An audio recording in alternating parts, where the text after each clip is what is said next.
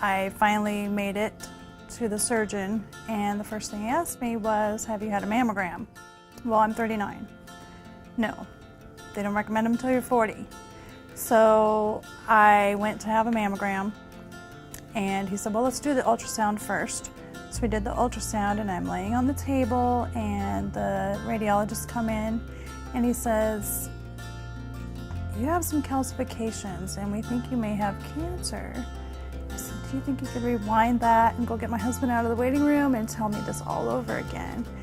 And so they brought my husband in, and they told me again, well, we think your wife has cancer. My mother had cancer, and I went through it with her day by day.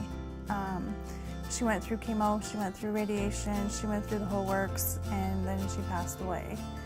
And she was 59, and I was 39, and I had thought that 20 years early, oh gosh, you know, here we go.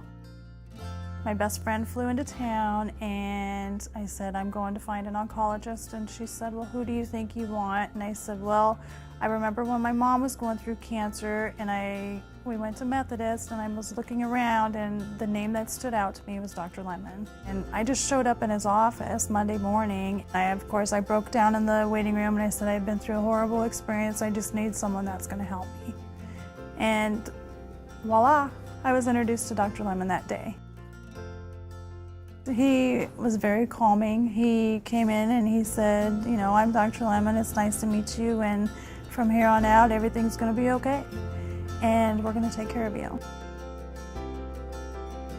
Being told that you have cancer is very scary, but until it's explained to you, like what you can do to fight it or what the options are, that helps.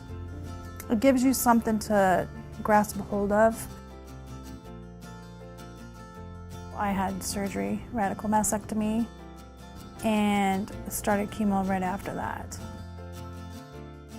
My mom was diagnosed with stage 4 cervical cancer. She had to have chemo. I did see her get very ill after it, and that did scare me, but I watched how she kind of dealt with it, and that she never gave up, ever.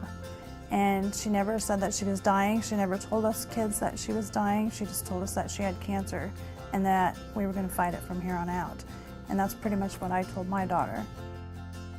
And my daughter was pregnant, and all I could think of was, oh gosh, I have cancer.